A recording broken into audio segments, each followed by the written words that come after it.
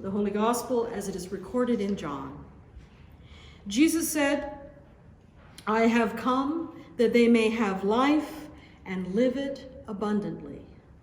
This is the gospel of Christ. Please be seated.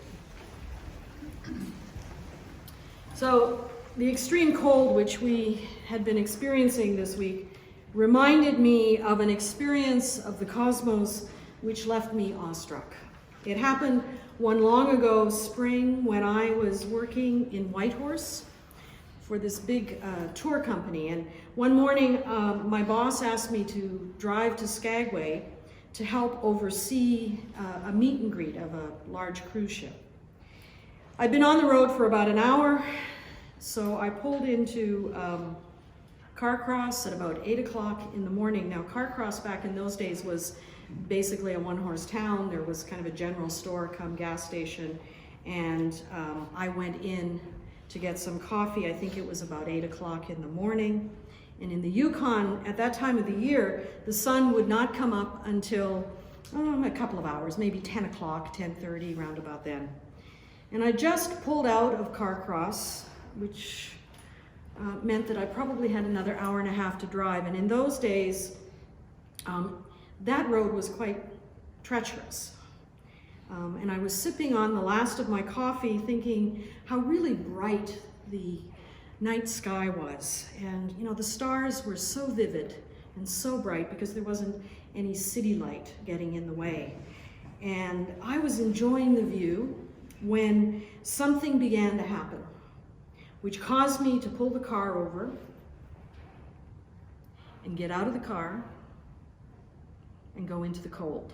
Now, if you know me, you know that once it gets below zero, I'm not much interested in venturing out into the cold. And it was about 25, maybe 30 below, somewhere in there. I don't really understand when it goes below 10 below. It's all just really cold to me. Anyway, so for me to have gotten out of my warm car when it was that cold, you know that what was happening must have been something really remarkable. Well, the beauty of the star-filled sky had begun to dance in a way that I had never seen the sky dance before, with colors so dazzling that I could scarcely believe what I was seeing. Now, I knew what it was intellectually, but I'd never experienced it before, and I can't adequately describe the dance of the aurora borealis to you. I don't have words enough. The magic of colors dancing across the sky evoked a kind of wonder in me. And I found myself wondering, imagining really, how far those particles had traveled in order to put on this grand show for just me. I was the only one on the road, and there was this amazing dance happening before my eyes. Now, if you've ever had the privilege of experiencing the Northern Lights, you'll understand when I say that the dance of those rays was absolutely breathtaking. But there's something else that happens, and it was something that I didn't know about, and that is the sound of the Northern Lights. It's an amazing sound. There's a kind of crackling and hissing which rises into this sort of gentle, sort of clapping noise. It's almost as if the cosmos herself is applauding the intricacies of this dance. And standing there in amazement, I couldn't help but begin to applaud myself. And that sound sort of echoed and echoed. It was an amazing experience. And looking back on my frozen adventure, the profound beauty that continues to dance in my memory reminds me of a quote that comes from Sir Francis Bacon, who insisted that God has in fact written 2 books, not just one. Of course, we're all familiar with the first book that God wrote according to Sir Francis Bacon, and that book is the Bible.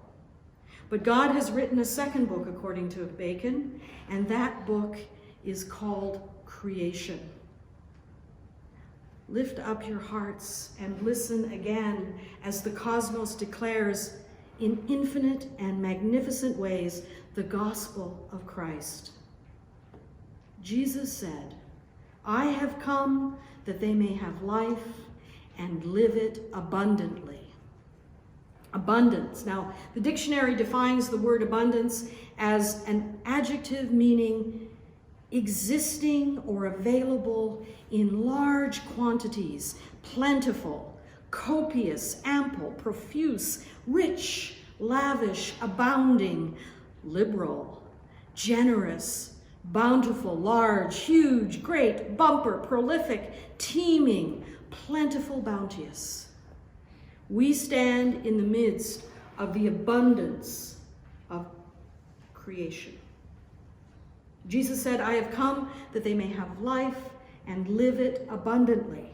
Abundant life, astounding life, generous life, bountiful life, large life, huge life, great life, bumper life, liberal life, prolific life, teeming life, plentiful life, bounteous life. Look around, look outside, just peer out those windows, and you will see the earth living abundantly. And when you take a deep breath, you can actually taste the abundance of life, teeming life, bounteous life, plentiful life, abounding life. The life of the earth is indeed abundant. And Jesus said, "I have come that they may have life and live it abundantly." Now, sadly, over and over again, generations upon generations of followers of Jesus have failed to embrace this gospel, which Jesus lived as he proclaimed the good news of abundant life, by living fully, loving extravagantly, and being all that he was created to be.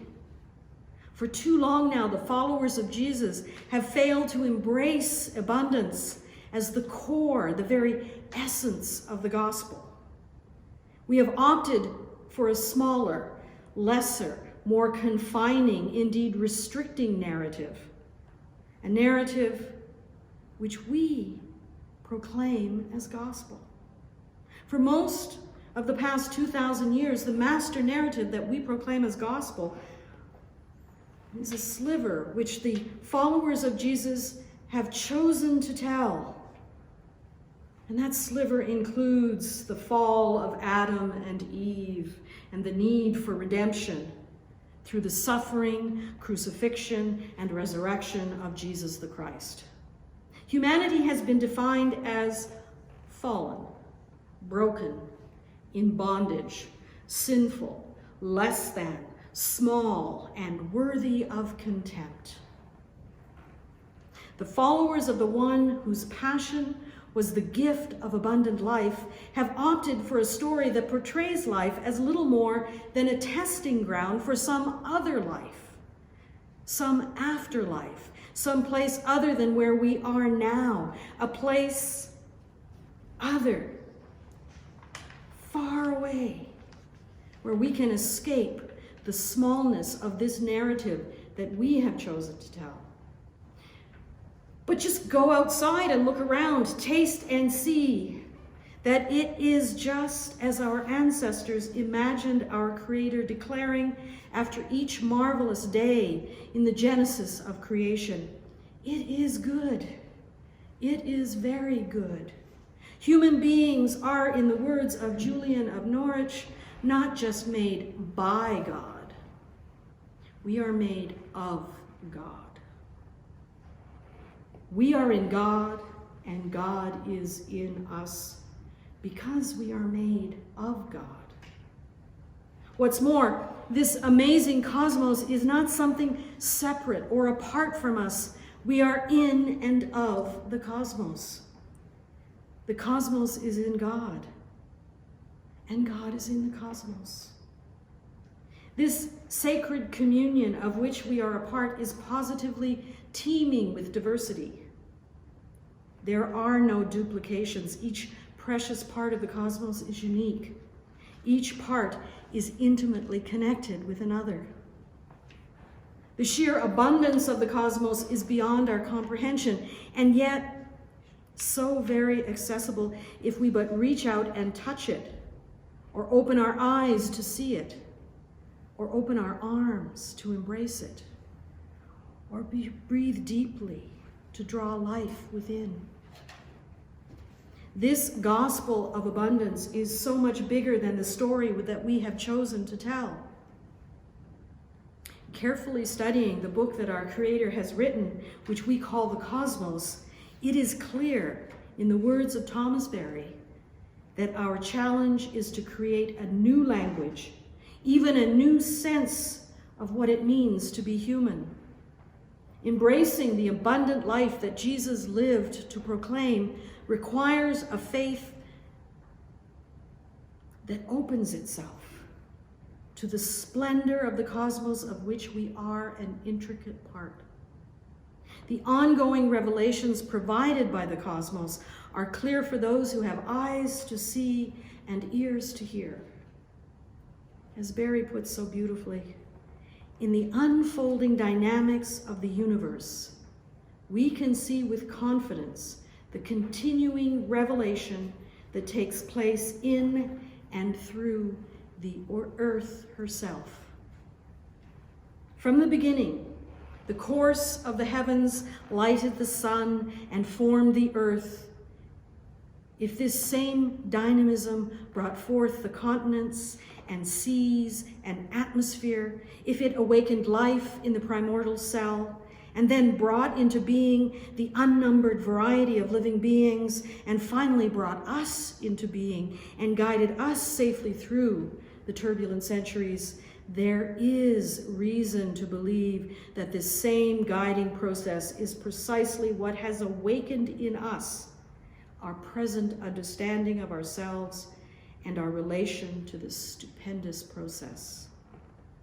Sensitized to such guidance from the very structure and functioning of the universe, we can have confidence in the future that awaits the human venture. The gospel, the good news, is written large in the very stuff of the earth, in our flesh and our bones. This good news that we are fearfully and wonderfully made, fit for abundant life. This is our story to tell.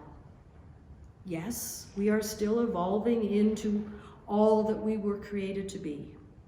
Yes, this evolution can be fearsome, and evolution can break us in ways that are painful, as we are shaped and molded by this compelling force, pulling us deeper and deeper into the fullness of our being. Yes, we are incomplete. Humans are not perfected. We are incomplete.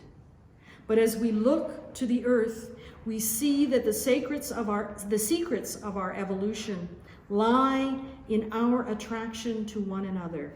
Our completeness is to be found in the oneness into which we are drawn by the very one that we call God, the one in whom we live and move and have our being. This love that we call God calls us into oneness. We are created for more. The good news of abundant life is that the love out of which we are made lives and finds expression in us. So let us live this miraculous life of ours abundantly, embracing all the adjectives and synonyms for the word abundance: copious, ample, profuse, rich, lavish, abounding, liberal, generous, bountiful, large, huge, great, bumper, prolific, teeming, plentiful, bounteous. Now, as I stood there in the cold, my heart was strangely warmed by an overwhelming confidence that I am one with the stars, one with the dancing particles, one with the cosmos, one with the divine mystery that we call God. I return to that oneness each time I remember the way the dancing particles gave way to the rising of the sun. For after all is said and done, it was the sun which gave birth to the solar flare that sent particles on a journey beyond my comprehension to dance before me. As the sun began to rise, I got back into my warm car and I dug out a cassette. You probably don't even know what a cassette is. It's a little piece of plastic on which we could record music. And I had recorded Cat Stevens' timeless version of Morning Has Broken. Centuries of glorious human endeavor brought that music to me so that I could offer my own praise to the one who is love. Morning has broken like the first morning, God's recreation of the new day. Morning has broken and it is good. We are one with the good that is the source of all. So life is good. So let us live as Jesus lived, and let us live this God-given, this God-infused, this good life of ours. Let us live it abundantly. For in God, life is good. As it says in the book of Genesis, very, very good. Amen.